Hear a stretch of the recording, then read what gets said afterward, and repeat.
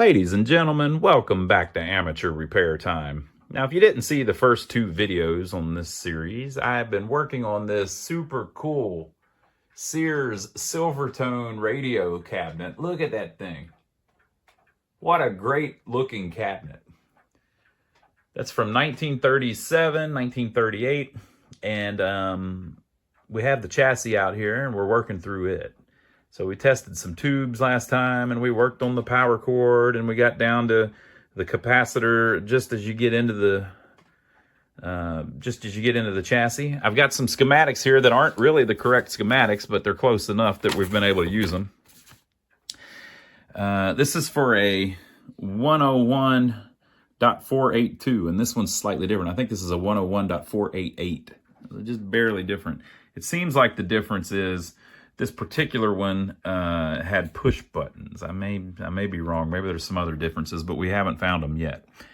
So we have done the power cord coming in, and we are waiting on our safety capacitors. Hopefully we'll have them in this video. These videos take me quite a while to record, so about the end of the video, hopefully we'll have them in. And this shows that it has 4 dial lights. This particular one only has 2 dial lights because it's just a different setup. And then after it runs through the transformer, I'm doing everything in order, basically. After it runs through the transformer, it runs right into this rectifier tube. Okay? As soon as it runs out of the rectifier tube, you have 2 different filter capacitors. So I suppose that's the next thing we're going to replace if I've got anything even similar to those. Now this tells me 350 volts here. I think it says on the capacitors 450 working volts. DC working volts. So gonna have to figure out what we want to do about that. I don't know if I've got anything that strong. I might have to order them too. So one's supposed to be 16 microfarad and one's supposed to be 25, but what they've got in there is 16 and 24, interestingly enough. And again, these are the wrong schematics, so I guess it's just whatever's close. Let me see if I've got anything even similar to that at that high of a voltage. I don't know that I do. Well, as I thought, I don't have anything that high, so I need to order them, but I'm probably going to have some resistors and stuff I need to order too. So I'll just start making a list. So I need a 16 450 and a 25 450. I'll probably end up with a 22 and a 33, of course. It's more modern equivalents. So that's these. So from there, we run up towards our speaker, and there are some small capacitors on the tone control, and then there is a capacitor here coming between the output tube and the speaker socket, C23, which is 0.005. Speaker socket, I think it's on the back.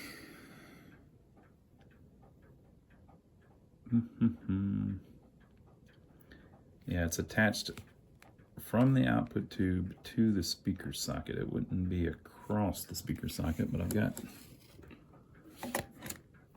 that. We're going to have a problem with the lighting. What is this bad boy?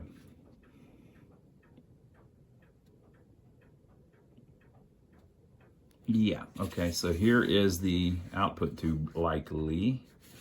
Let's see, is that the output tube? It is. So it's a 6V6. It's mounted there on the chassis. The speaker thing plugs in here. So that should be that. So let's pop that baby out and replace it. All right, got it in there. I J-hooked it. Now, this is one of the coolest parts of working on these. Some people hate this, but I love it. I pulled the cap out, and it is a 005. So cool, which is similar to a 472, pretty close. Instead of 0.005, it's 0.0047. But look how the schematics show it. They show it as attached to the, we'll call this pin 2, I guess. I don't know what the configuration is. Maybe that's pin 5. We'll call it pin 5. So it's attached to pin 5. And then on here, it's attached to pin 2. So it's attached to this pin and it's attached to this pin. Well, if you look at it, you're like, what the hell? That's not right. But it is if you look. So the cap's attached here, and then this side of it is all electrically connected to pin 2 and pin 3. Right? So because of this little dot right here, technically that point is the same electrically as that point. So if the cap goes from here to here, it's from there to there. It's the same thing. And that drives some people crazy. I think it's cool as hell, though, because it's like a little puzzle. You have to figure out what in the world were they doing. That's what people are going to think when they look at my my handiwork down the road. What in the world was he doing? All right, so that's that one. Those apparently will connect to the tone control, which is, I believe, this one. So since it's way over on the other side of the joint there, we're not going to mess with it. And I think that's this cable here that's running. I think it runs all the way over there, I think. So we'll skip that. Let's see if we can find anything else that's around this output tube. All right, so there is would this be a coupling capacitor attaching this to this? C22. It should go off of one of the pins of the output tube and connect it to the detector tube. So the 6B6 is the one that's right next to it. Now, you could just go through and grab them all and do them one at a time, but I'm just trying to help myself understand what the hell's going on. You know what I mean? I'm learning. I don't know anything much about these, so I'm trying to track them down on the schematics and think a little bit about them and be familiar with them, and that's how you learn things. You could just say, okay, I'm going to take this one out and put another one in. I'm going to take this one out and put another one in. Hey, here's one, and take this one out and put another one in. But you're not going to learn a damn thing, right? If you follow through and go, let me find that one. Oh, there it is. I see how they did that. Well, you learn a little bit at least, right? That's how I see it. So I'm going to run through a couple of them, and if I find something interesting enough to film, I'll do it. All right, so several hours has passed, and I replaced all of the electrolytics.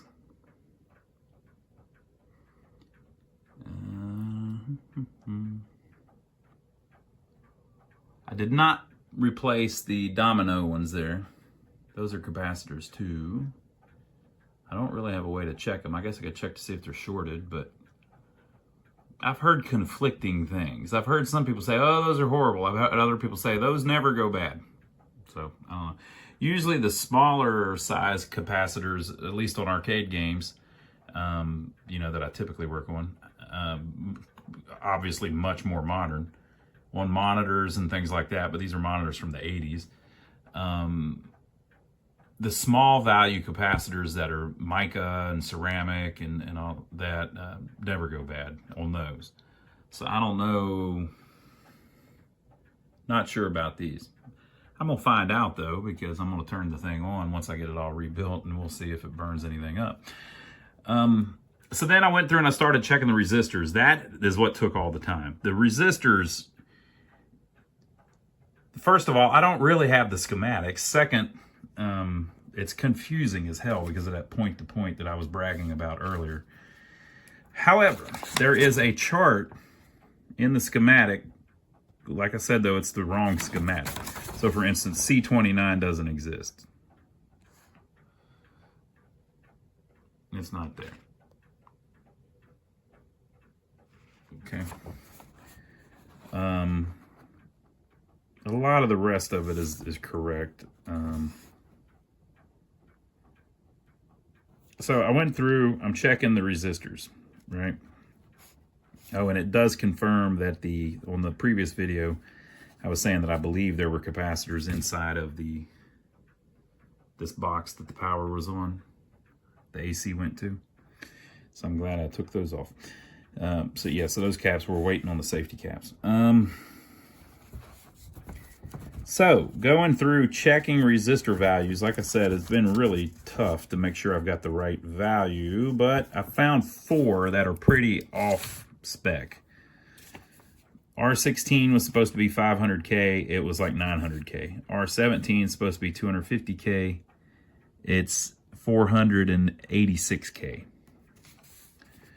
R4 was supposed to be 50K. It was like 95K. R5 is supposed to be 30K. It's like 50K.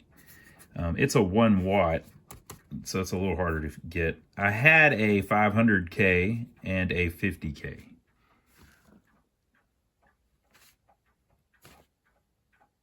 And I confirmed with the parts list on the side that they're, I think it says 3rd watt actually, but it's either says 3rd watt or half watt. So I put half watts in, of course. So I need a 30K 1 watt, and I need a 250K half watt. This R18, I can't find in the chassis. It looks like it's saying that it's right there. But it ain't there, so I don't know what the deal is. Well, wait a minute, I think I see it. I might see it. So I'll check it. But anyway, yeah, it's very confusing. There's also a couple of them up here that I can't check in circuit because they're charging. These 3, you can't really check in circuit because they're charging a capacitor. When it starts charging the capacitor, it seems like it's in spec though. And here are the 2 that I took out. I actually went and looked up the old school color codes. Green is the first number. The body of the resistor is the first number. That's 5. The end is the second number. That's black.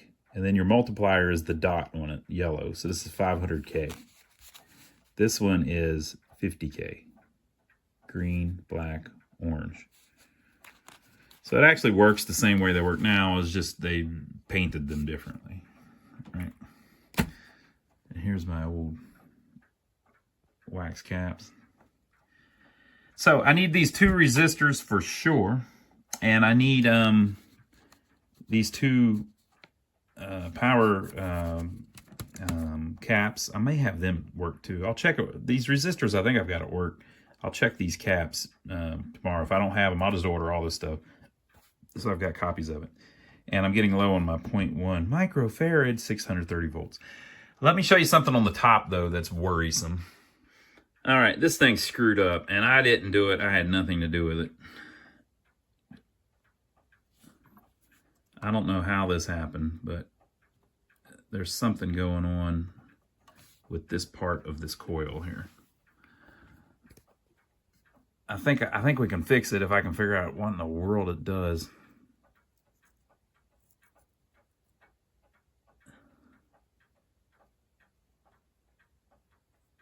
Is it still connected? It looks like it's still connected. But see how you can twist it? And there's some wires over on that side that look like they're broke loose.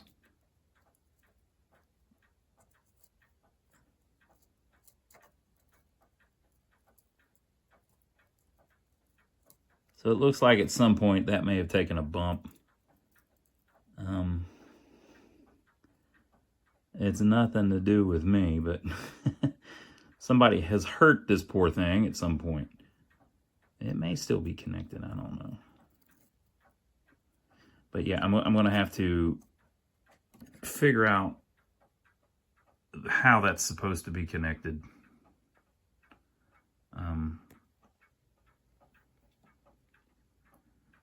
See, I'm going to have to figure out how that's supposed to be connected. And what it even is. I think maybe it's L2 here, possibly.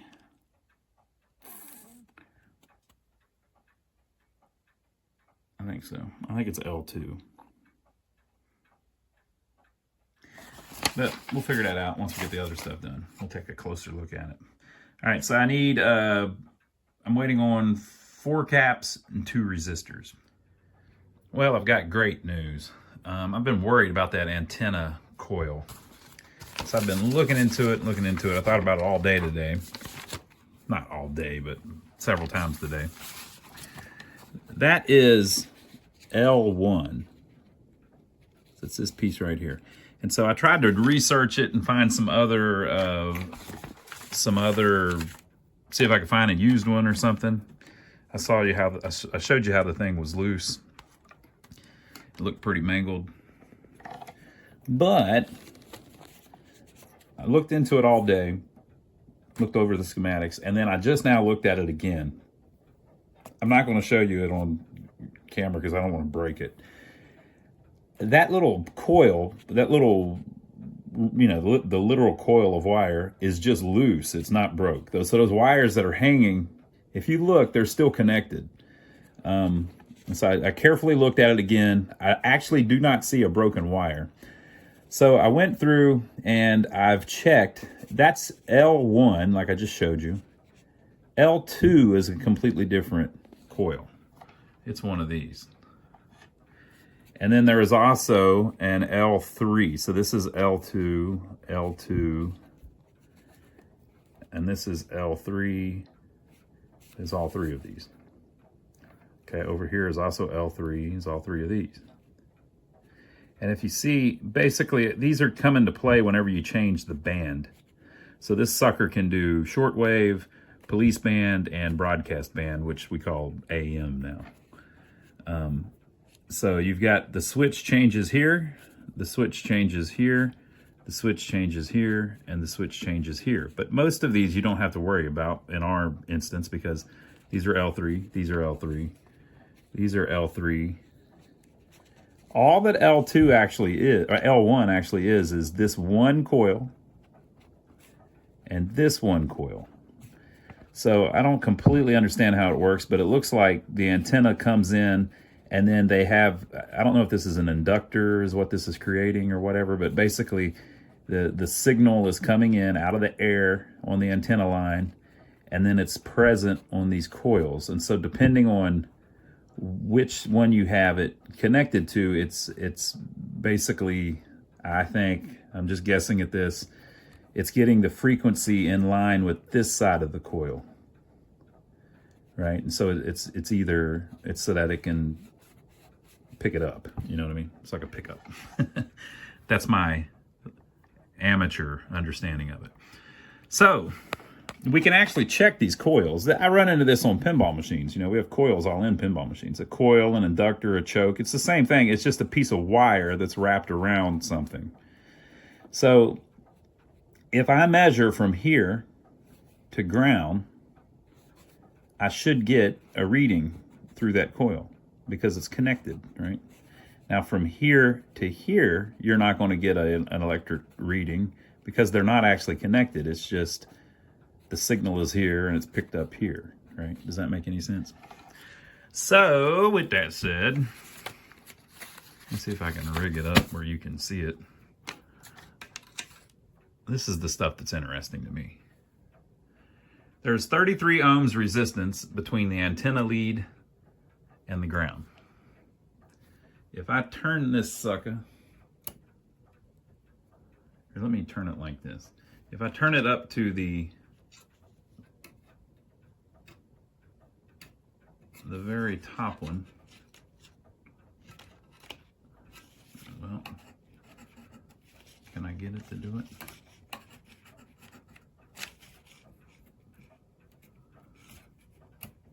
I guess if they're dirty, it doesn't help me. All right, so on one setting, I need to spray it with some cleaner, I guess. Come on, show them the number.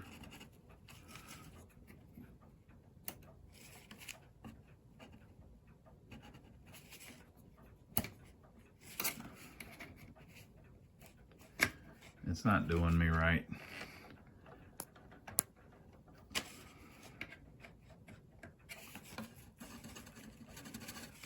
All right, so the potentiometer needs cleaned. I'm gonna spray some cleaner on it. From the antenna connection to ground, on one setting, I get 15 ohms. If I change it, let me mess with it a little bit, see if we can get it to pop in. I'm getting different things depending on how clean it is.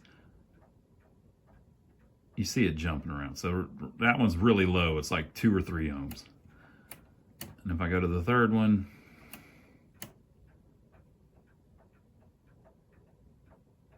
.32 ohms. So 32, a really low one, and like 5. Okay, so I'm just changing the 3 bands, and I'm checking between the antenna and ground. So what is that telling us? That is telling us that all 3 of these coils are hooked up. Now notice I'm not actually messing with L2, but when I change that knob, it's connecting the antenna to ground in one of those positions through my L1 coil that I think might be messed up, but I'm still getting a connection to ground, so it may be the wrong value. Maybe it's slightly shorted or something, but it's there. And then whenever you turn it, now when I check from here to ground, I'm actually going through L2, which we believe to still be intact, and it gives me a different reading. And then whenever I turn it to the third one, same thing, gives me a different reading, right?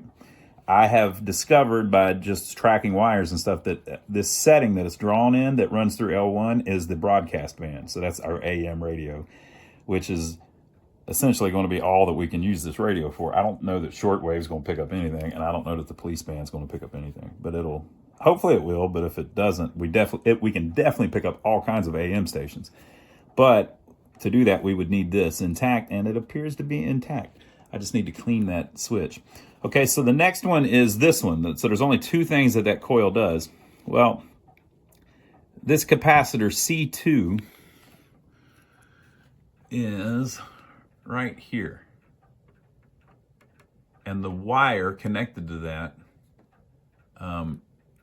is right there, and it runs out that hole. So it's going from here, C2, up into the coil, right?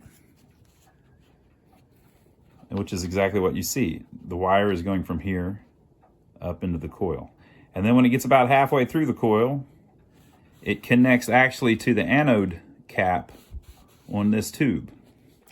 So if I check from here to here, guess what? I have continuity because that is still connected.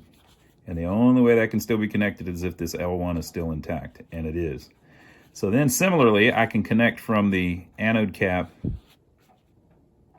with my meter up to this. Now this is C1. C1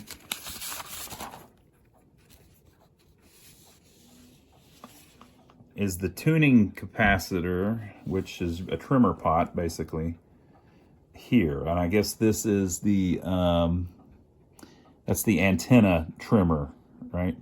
So you adjust that to basically tune the antenna. So there is a wire running from here underneath that. So if I connect to that wire and this cap, guess what? It's connected as well. So although that thing looks scary as hell, this is still connected and this is still connected. And that's 1, 2, 3, 4, 5 connections, and the thing has 5 connections on it. Everything is still just fine. Whew! Now I don't have to worry about that. That would have been a pain trying to find one of those suckers. I was going to look at it and see if maybe a little wire was broke or something. Maybe I could solder it back or something. But when I looked at it, there actually weren't any broken. There was just a couple hanging down. And if we leave it alone, don't ever touch it again, it should be just fine. So now I'm waiting on some capacitors and stuff. Should have them in soon, and we'll put it back. All right, folks, I got my parts in. I got my 2 suppression caps in there. I replaced this resistor, and I replaced, where was my other one? Oh, this resistor. Filter cap, cut the old filter cap loose. It's still mounted, of course. I just cut the wires short enough to where they can't touch anything and short out. This one was really easy to do. You could just put it right there. And then this one up here was a little bit harder. Cut it loose, the ground to where the ground was, but then the positive was way over here. So I attached it and used a zip tie to tie it so it won't move or anything. The old one was removed. And that's everything. So I think we're ready to pop some tubes in it and bring it up on a variac and see if it's going to short out and smoke and blow up or what. But I think I got to plug the speaker in. So maybe I can just move the cabinet over here where the speaker lead will reach. I've measured the coils on the speaker and they're both intact. I don't know if they're correct. This one says that it's 1,000 ohms, but I'm measuring 650. Don't know what that means. This one says 400, but it doesn't say anything, but I'm measuring 400.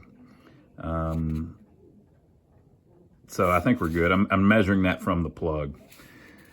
So I'll slide it over here where we can plug it in. I'll pop the tubes back in it, and then we'll hook up a variac to it and see if it'll come up and do anything. Maybe we'll get some kind of hiss or static or smoke or something. All right, folks, so I have a Veritran plugged in here, variac. It's got a fuse. And then I've got an amp meter plugged in it. It's supposed to be on its side, apparently. It has feet on the bottom. And then I have the radio plugged into the amp meter. So we're going to turn it on, and then as we increase the voltage, we'll see if there's a short developing, which you'll be able to tell because we'll be running a bunch of amps through it. And if it isn't, we'll keep turning up the voltage until we get something, hopefully. Now, the chances of this thing working first shot like this, very low. Right? And also this, the dial thing isn't working. I got to work on that later, but we can turn the knobs to try to tune in something. Also, I don't have an antenna even hooked up to it. But there's a really strong station near here. It might be able to just pick up out of the air with what little stuff that it has.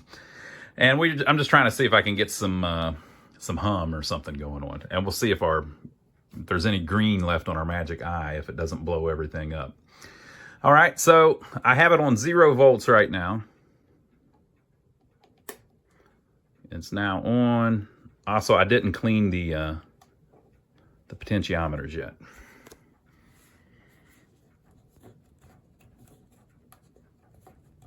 Boy, it's kind of stiff too. I don't know if that's going to make good enough contact in there for the volume to come through or not, but we'll see. It's a little stiff.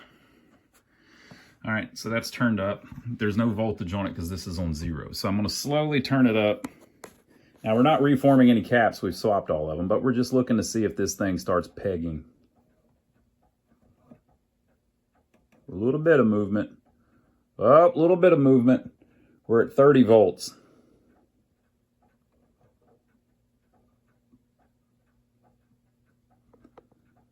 We're at 60 volts.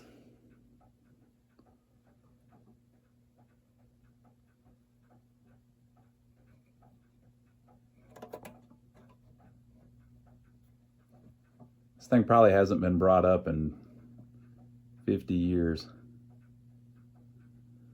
All right, so I need to see what we're on the low scale. What am I hearing? Am I hearing the radio or is that something outside? Yeah, I'm hearing the radio. Okay, that's 100 volts. I hear a hum.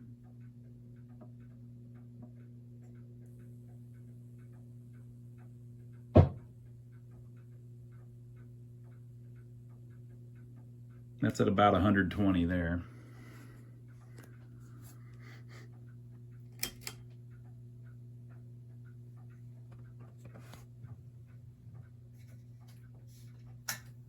Will I electroshock myself quicker in the dark?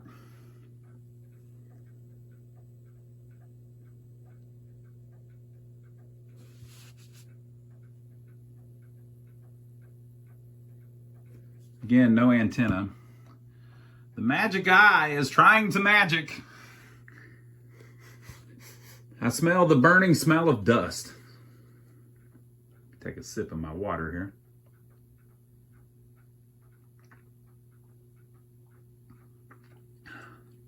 We're on the shortwave channel now, I noticed, let me turn this down a little bit.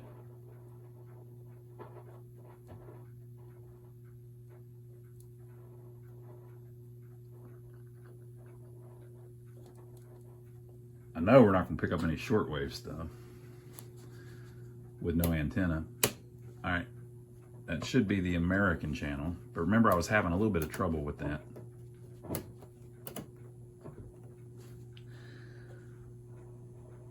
So this should be AM, but again, no antenna.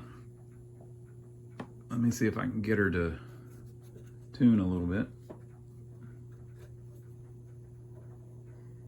So here in Charlotte at 1110 WBT, there is a huge clear channel station, and it's 4 miles from my house. If the towers fell over, they would hit my shingles. So we may pick that up even with worn out tubes, a screwed up antenna coil, no antenna hooked up, and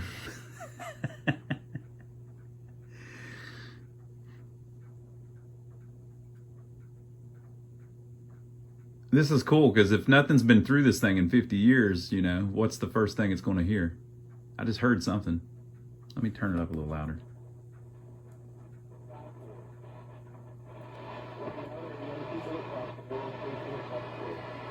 So, what does it get treated to first?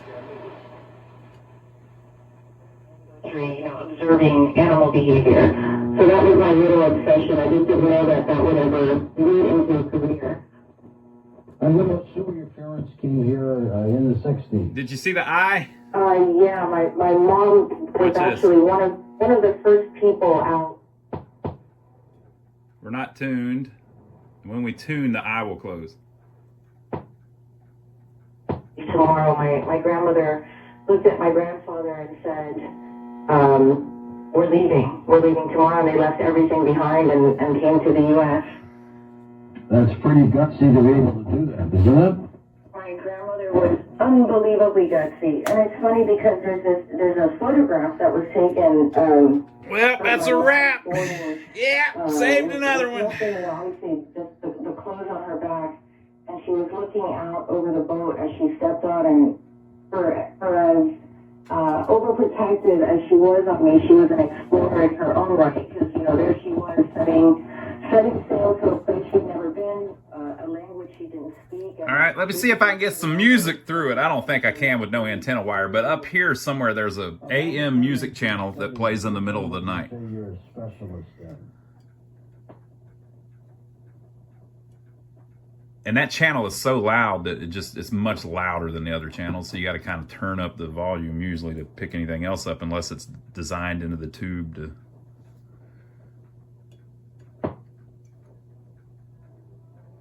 There's something.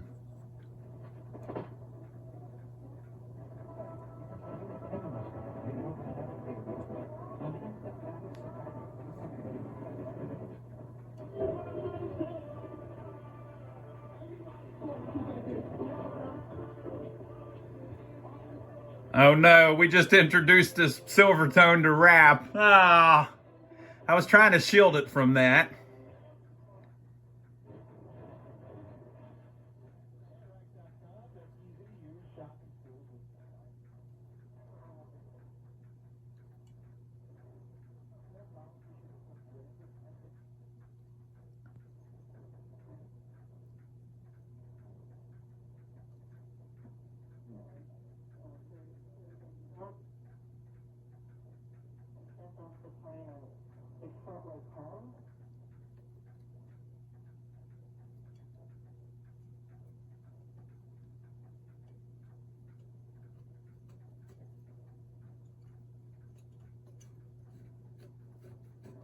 I wonder if we can get WBT. I mean, not WBT, WSM.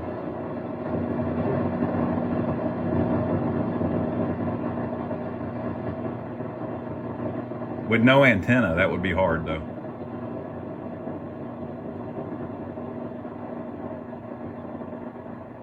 No.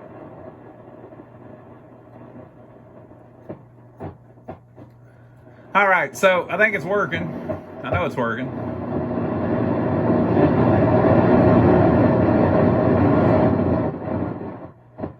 It's not working well yet. And, you know, relatively larger brains compared to body size, you know, all the things that make primates they have. But they look kind of like a little mouse. They what? Of all the expeditions you've been on, what has been some of the scariest for you? Yeah. Oh, let's see if the tone works. Gosh, I get asked that a lot, and most people think I'm like an animal, but it's actually been people for me to this. I believe that. You know, I've been charged by, I mean, really like dozens It's kind of like high. silverback gorillas, which, you know, it gets your adrenaline up every time. It doesn't matter. It's like the mid-tone. Your adrenaline goes up. They're And that's like the lower tone. You know, large, sort of imposing, very, very strong animals. And the same All right, very forest cool. elephants. I've been chased by forest elephants. That's pretty scary. But in Congo, you know, there's. All right, so there you go. So next week, I will put it back in the cabinet. We'll clean the cabinet up a little bit. We'll see if we can get an antenna on it, at least inside the cabinet or something. We'll see if we can get anything on the shortwave channel. We'll get the lights working on the dial. We might have to align it. And we'll just see what else we can do to make it a little better. So I'll see you next week. I hope you enjoyed it. It's really cool seeing this thing come back to life. I need to try to get some knobs for it. So I'll see if I can order some knobs and have them before next week. But I'm having trouble finding the exact right knobs. I found a picture of what they're supposed to look like, but I haven't been able to find any for sale anywhere. So leave your comments below. What do you think? I think this thing's going to be awesome once I get it all back together. So we'll see you next time. Now, if you like watching me work on these old radios, even though I don't know what I'm doing, and you're just waiting to see if I get the hell shocked out of me, and you don't want to wait a whole other week to see if it happened this next week, check out this video of a radio that I did a while back. But I got to tell you, I lived through it. See you on the next one.